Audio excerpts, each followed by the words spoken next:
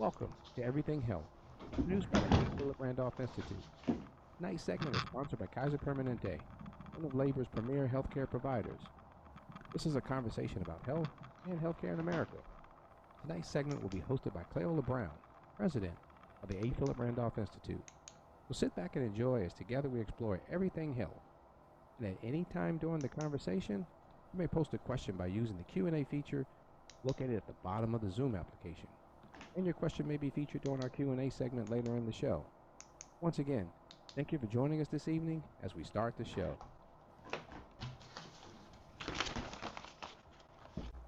APRI family and friends, welcome to another episode of Everything Health. First of all, I want to thank our president, Sister Cleola Brown, for all of her support and guidance in making these webinars possible. Next, I want to take this opportunity to offer a special thank you to Catherine Thomas, Jan Temple, Jada Jenkins Curtis, Al Brown, and Dave Curtis, as well as Dr. Tony Lewis and board member Donna Mitchell, who always help out whenever they are called upon. And thank you for always being in attendance and supporting this effort. Our guest this evening is a longtime friend, social, economic, and justice activist, Mr. Israel Cason, founder and CEO of I Can't, We Can. I Can't, We Can was founded in May of 1997 and has served over 20,000 individuals, operating under the motto, winning souls and saving lives. I Can't, We Can adheres to a strict policy of tough love with a spiritual aspect. Now, the topic of Israel's remarks this evening, from heroine to hero. Israel has come from the fallen and risen to be an advocate and a staunch supporter in the treatment of the disease of chemical dependency. Israel and the sisters and brothers in recovery with I Can't, We Can are strong supporters of the Baltimore APRI chapter, including its voter registration and GOTV efforts. Israel has imparted knowledge, wisdom, understanding, humility, and a sense of purpose to many individuals. A life well lived with a sense of purpose is being fulfilled by Israel on a daily basis.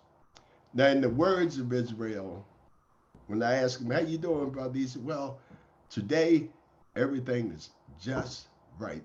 So please join me, APRI, in giving Israel a big APRI virtual hand clap. Thank you so much, brother.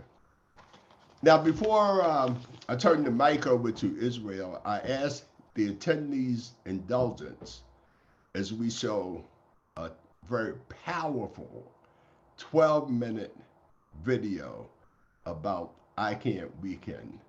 Dave?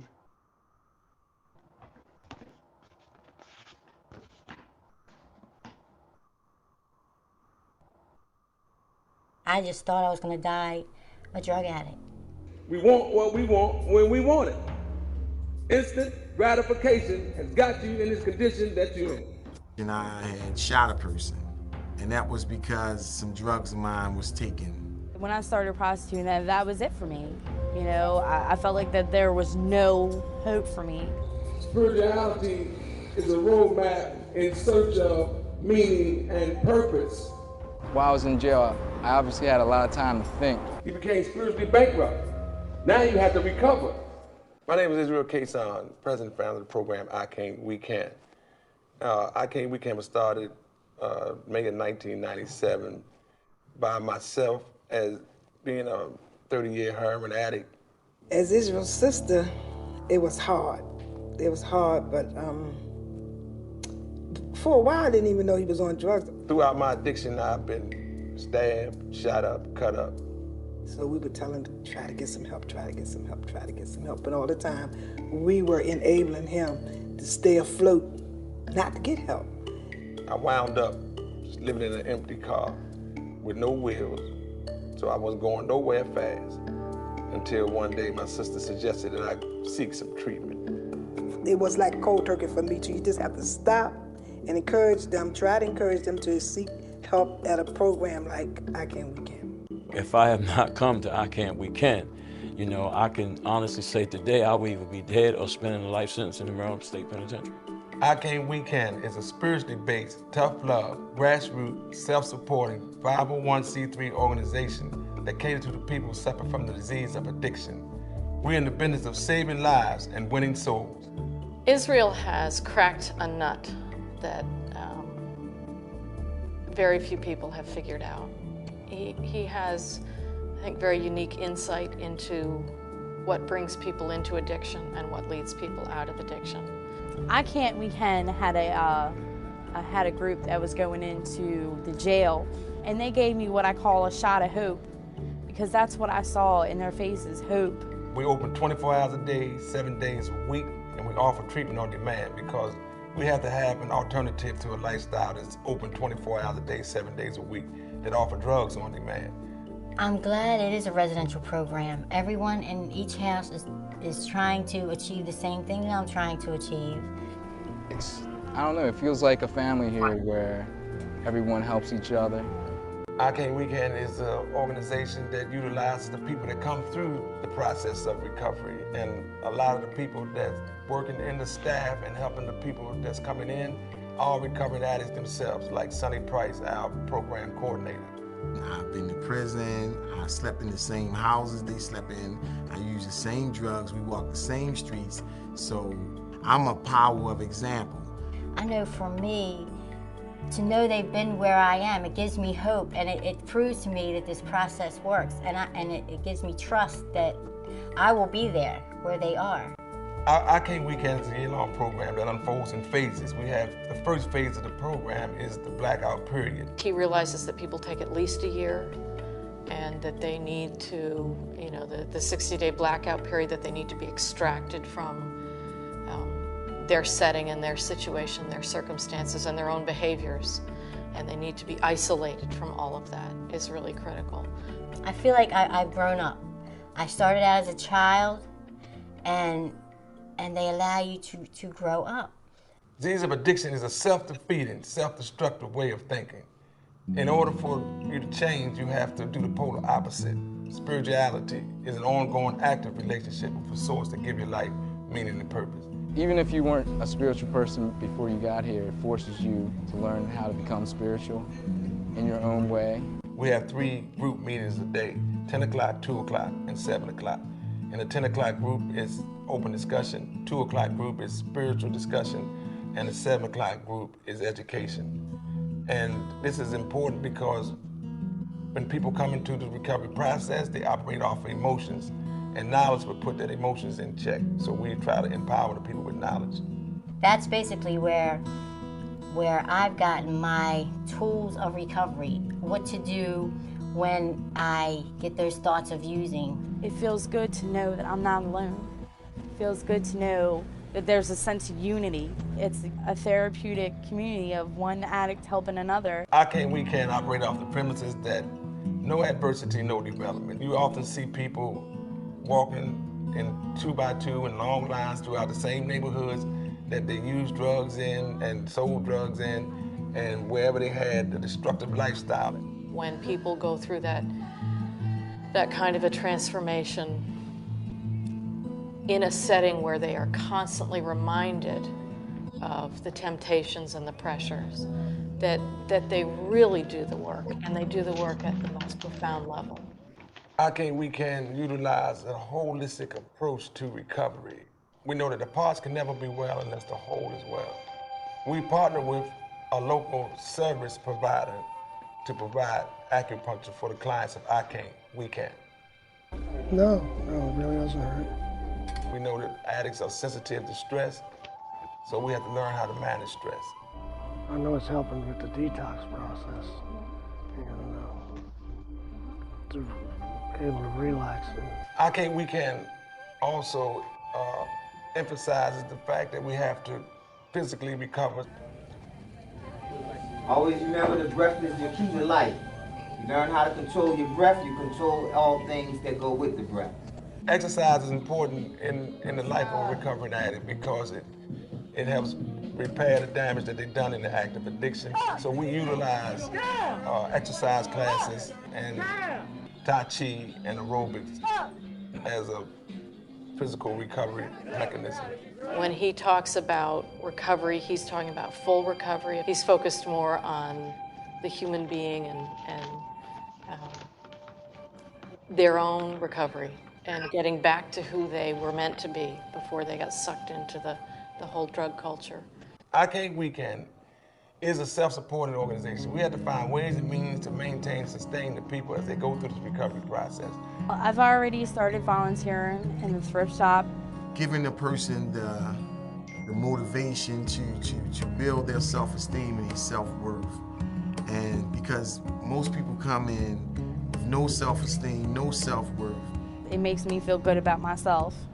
You know, not only am I working for me, but I'm working, you know, to give back what was so freely given to me.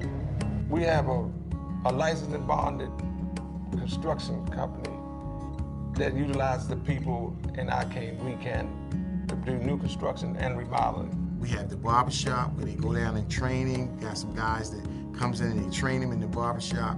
We have the restaurant where we got some people to oversee them and show them how to cook. We also have a bakery located in a major mall, and we have a marketplace where we utilize holistic approach for organic foods. It's our job to motivate them back to believing in themselves, to believing in the power greater than themselves, and to believe into the information that's being taught here on how that you can change your life.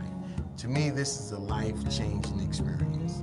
We try to be the nucleus of life in any community that we endeavor to be in. We have major giveaways. We're giving away tons of food daily at our locations on Park Heights, and we offer help in whatever area a person needs help in, regardless of being an addict or not. I Can't We Can is in the process of changing the lifestyles of the neighborhoods that it encounters.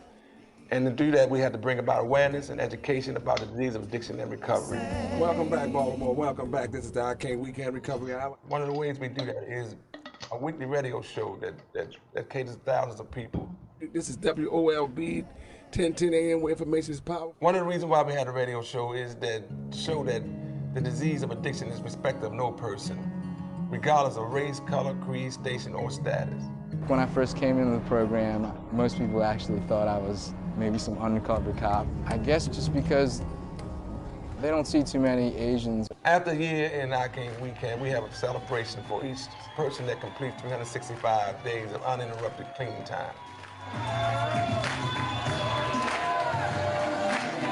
I'm graduating 1 year clean in the program. I'm real nervous, but I'm excited because my friends and my family here, and this is a day I never seen before in my life. During the graduation, people's families come, the neighbors, the people they work with, their friends, their children that they got back in their lives, and they get a chance to show that they are different now. I want to thank my mom for choosing the right thing to do.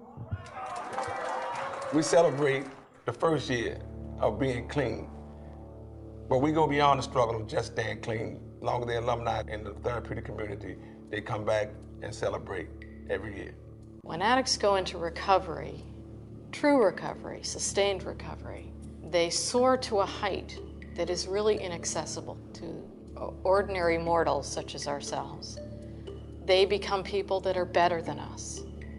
In order to survive an act of addiction, you have to be extraordinary. It's time for people who are concerned about the health of this city to make a real investment in I Can't We Can.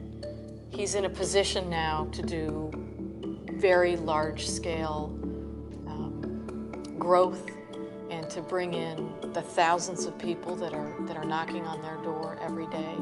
Because it works, people should be investing in it so that it can grow. This program has worked for me as much as drugs with my life, this program can work for anybody.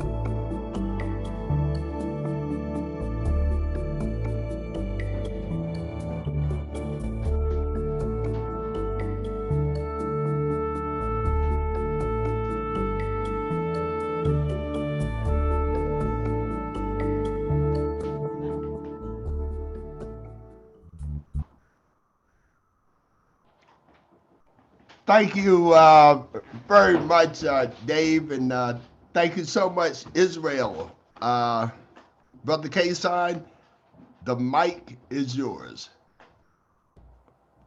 Good afternoon, everybody. My name is Israel Cason. I'm the president and founder of the program I Came We Can, which is a spiritually based, tough love, grassroots, self-supporting organization who caters to people who suffer from the disease of addiction. We ascribe to total abstinence, and we believe that recovery is spiritual. So I'm going to show you the slide. Got the slide? Dave, you got the slides?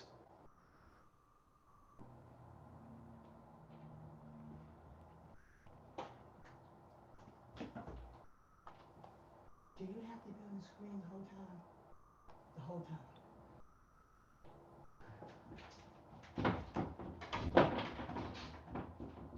Next one.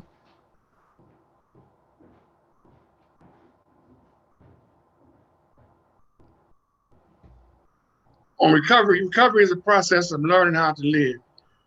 Recovery is spiritual, ongoing relationship with a source that gives life meaning and purpose. When we say spiritual, we don't mean religious. You know, a lot of people get spirituality and religion mixed up. Spirituality is bigger than religion. Religion is a set of doctrines based in the spiritual. So we try to connect with a source that gives your life meaning and purpose. And we believe that everybody has a spirit, and everybody has a choice whether they want to adhere to their own spirit. So the process of recovery is learning how to do that. And so we just try to develop a relationship and you will find purpose in your life, because everybody has a meaning and a purpose, but everybody has a choice. Next one. Addiction. Addiction is a self-defeating, self-destructive way of thinking. Addiction is the polar opposite of spirituality. We say self-defeating, destructive way of thinking. There's two types of addiction: physical and spiritual. We refer to the spiritual as being the most powerful, that causes people to find purpose in their life. Addiction is the polar opposite of spirituality. The disease has no cure, and addiction has to be approached physically and spiritually. So if you're not infected, you are affected. So it's just a disease that affects everybody, and everybody in the family have to go through the addiction, whether they're addict or not. Some people are codependents. Some people are stuck in life because of the addict changed their life, and their life changed. So we have to deal with the self-defeating, self-destructive way of thinking. Next one.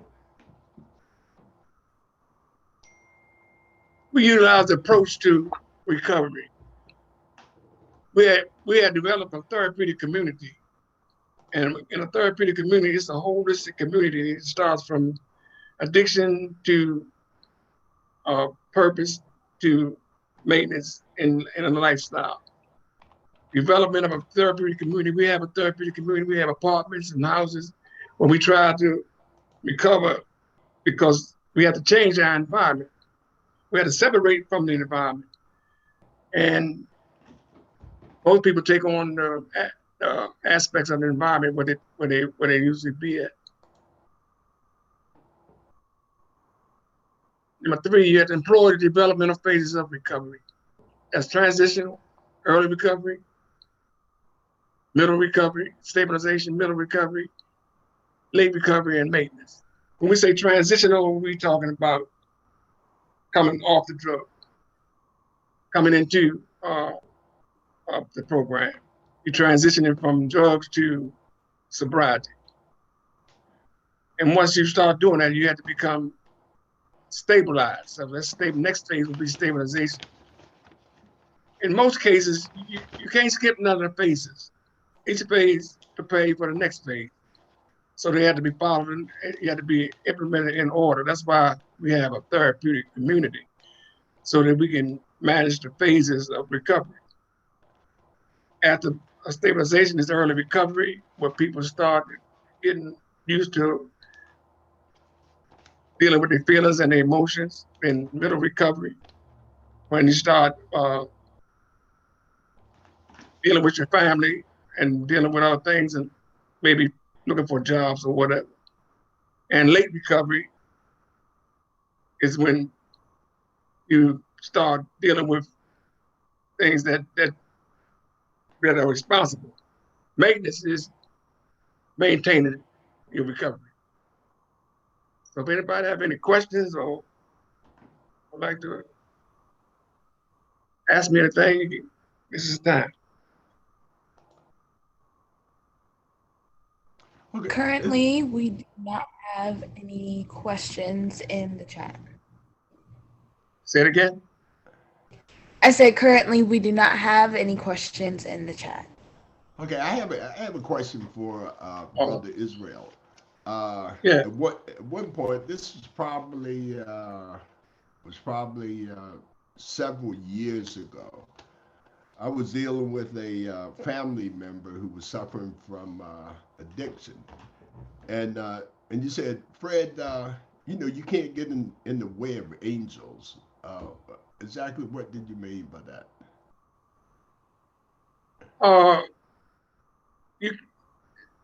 No man can be the bearer of another man's burdens. If you try to take somebody else's burdens on, then it's going to be on you, and you're going to relieve them. And burdens, everybody has burdens. Those burdens come from a place that everybody come from the same place. Nobody gets a burden they can't bear. But some people don't want to bear their own burdens, and other people want to take on that burden. But no man can be the bearer of another man's burden because he has his own burdens to bear. So you will become an enabler, and then you will become a codependent.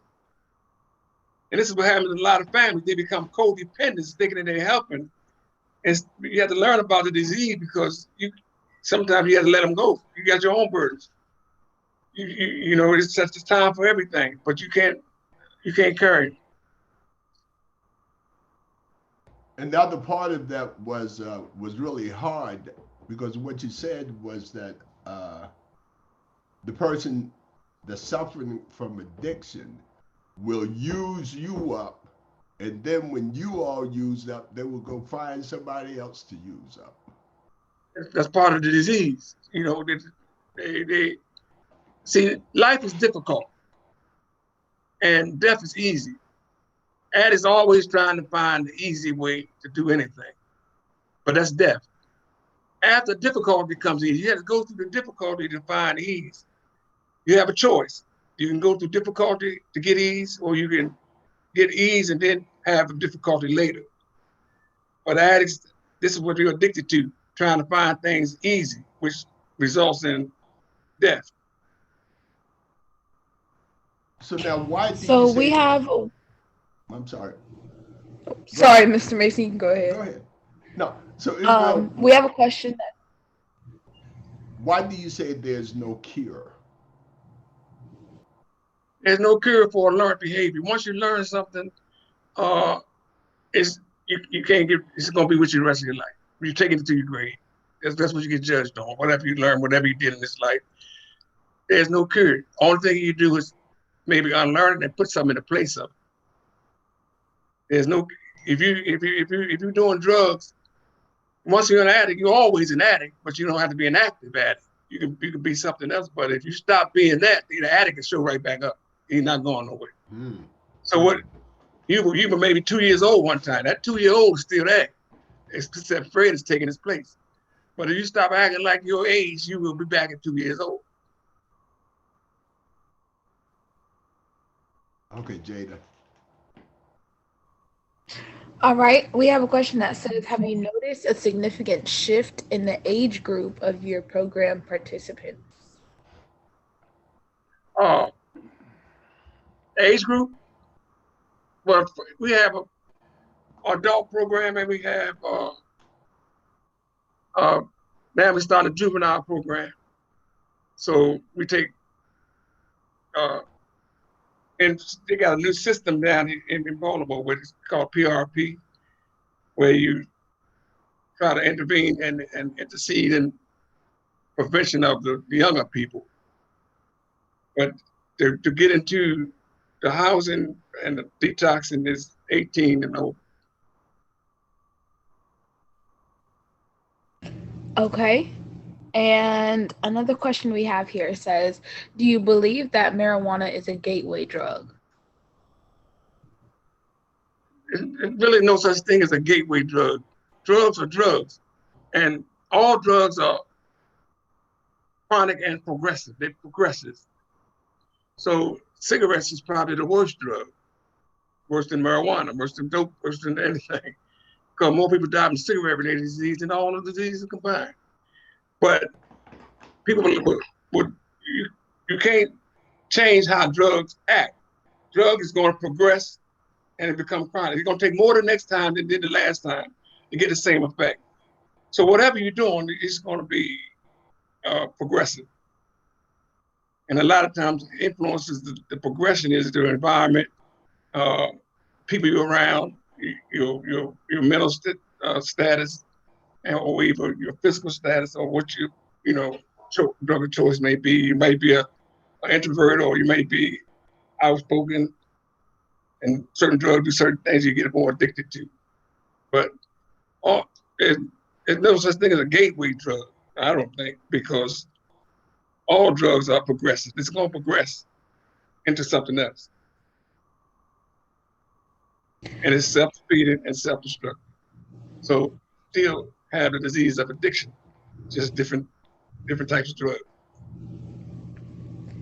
Another question we have says, is one-time use of a drug addictive?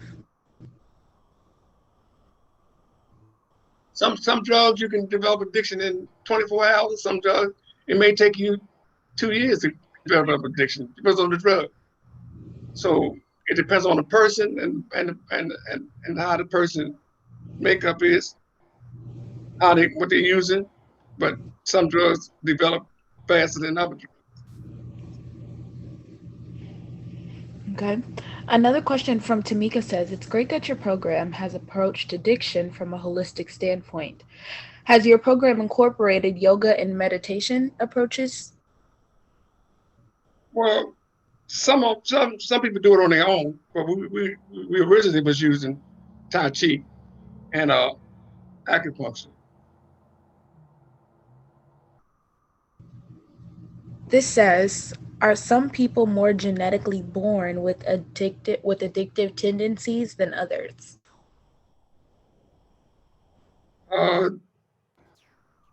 It depends. It depends on the drug. Some people are more susceptible to certain drugs than other people. So it's difficult to tell who's susceptible to what, and without taking a genetic test before they do it. But I imagine you can check the genes and see if what they're more susceptible. There's a lot of different types of drugs, and all of them are addictive. Well, not all drugs. Addictive drugs do the same thing. They're progressive and they're chronic. You won't get the same. It takes more the next time to get the same feeling that you got the last time, whatever drug you're using. That's why your shot goes up. You get used more and more and more because you're trying to catch that first feeling. But when you use a drug, all systems change. All body orders change. All thinking change. Everything changed to accommodate that drug, which is called balance. So now your body goes and finds its balance. You don't feel the drug. You want getting high is like just being off balance. So you want to be off balance again, you have to do more of the drug. And this is how people get get addicted and they start doing more and more, really chasing. This is how a lot of people OD, looking for that first high. That is all the questions that we have currently. Jada, I have another question. Does IKEA, I know the answer, but could you address using chemicals, other chemicals, to deal with a chemical dependency? You know, I'm talking about whether it's methadone or some of the new stuff out on the market now. Can you address that and how that squares with what you call your tough love approach? Well, drugs has a place, but now the drugs have got more powerful. People can die from detox, just cutting it right off. So you may need a drug to simulate the drug to cut back on, and you wean it down till it's gone. So you gotta be careful now about the drugs now, especially fentanyl, because that's 100 times more powerful than the heroin. And people can die from detoxing from fentanyl. But you don't want to substitute in another addiction. You may use the drug to wean yourself down. So you may take a little as you go back, you take less and less and less and less and less until you all. But you have to be monitored. That's you have to be monitored. Then you have to be monitored behaviorally and physically, because you still have that addictive thinking, and a lot of people will abuse the treatment and say they need more or whatever. So you need behavioral treatment as well as physical treatment.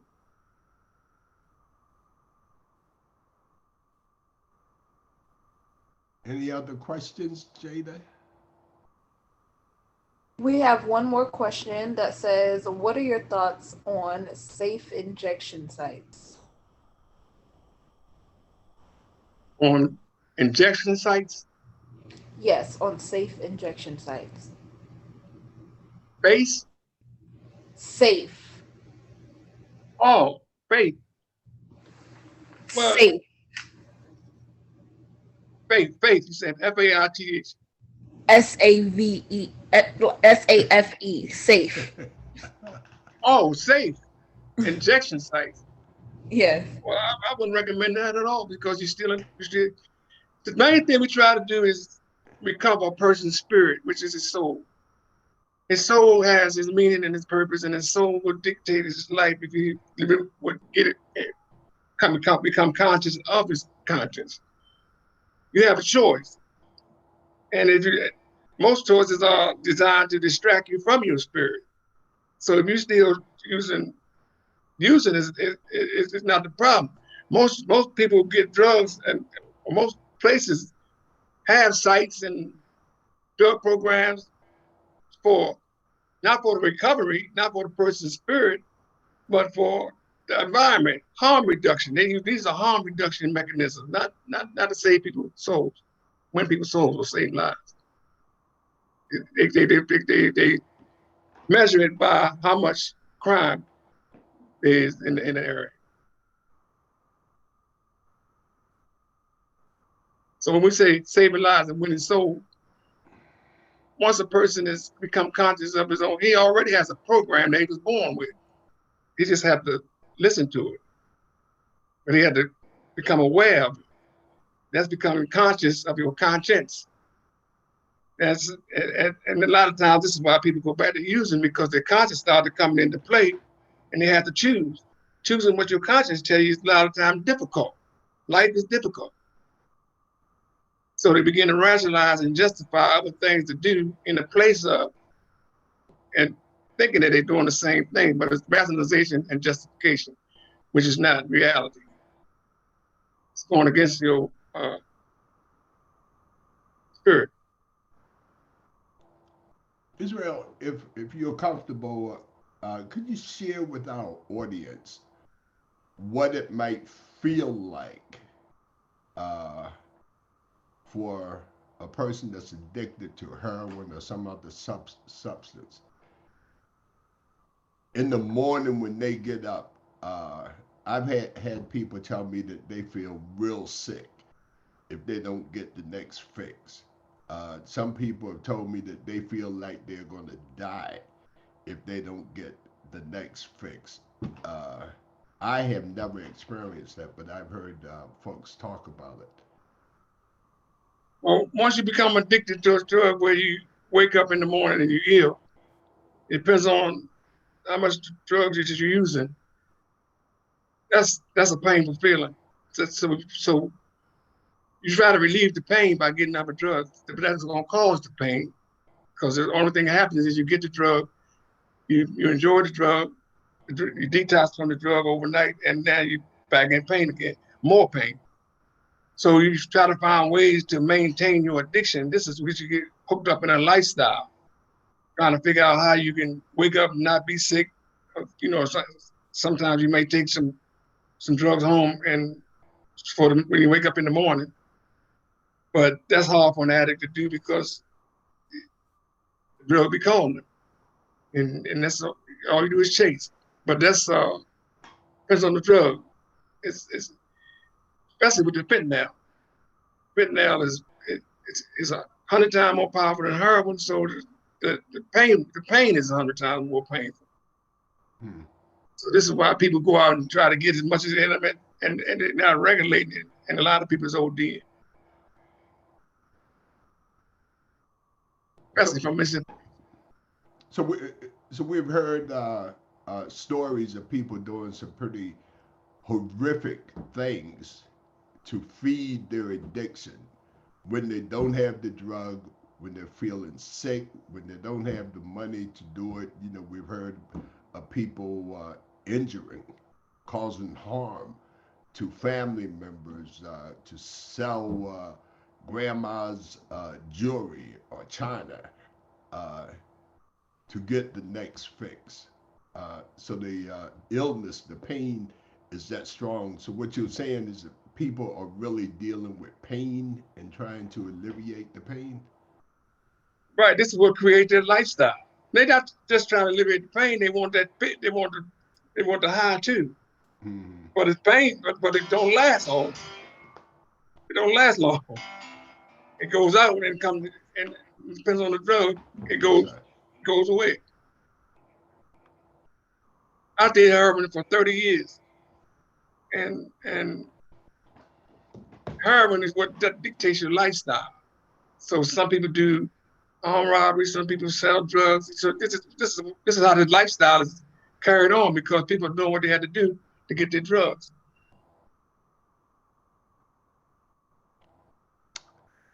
Okay. But it's a painful process and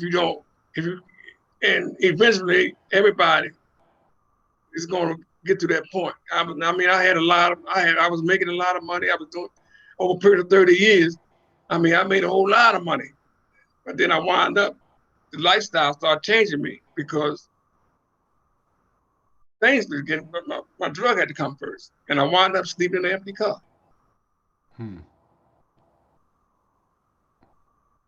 So that's what kind of woke me up. Okay. Any more questions or anything else in the chat? No, there's no more questions. Okay, well, I want to thank our guest, Brother Israel Cason. I want to thank our audience for hanging in there with us this evening. And hopefully you found this message informative, educational, and inspirational. Hopefully you found something that you could do something with, and that you learned something that might help you or help somebody. So please be sure to tune in next week when our guest will be Senator Corey McCray, because after we identify these problems and advocate for change, ultimately we have to figure out how that fits in the legislative process. And I just will point out that Israel and the sisters and brothers in I Can, We Can were very instrumental in helping to pass a law that re-enfranchised over 42,000 individuals who had been cast aside, pushed out of the electoral process because they had a record. And about 5 or 6 years ago, we were able to bring those folks back into the system. And a whole lot of that was due to the help from I Can't We Can. So I want to thank you publicly for that. And thank you for agreeing to be on the show tonight. And Thank please, you. okay. And please tune in next week for Senator Corey McCray, who will share some ideas about legislating for health. Thank you.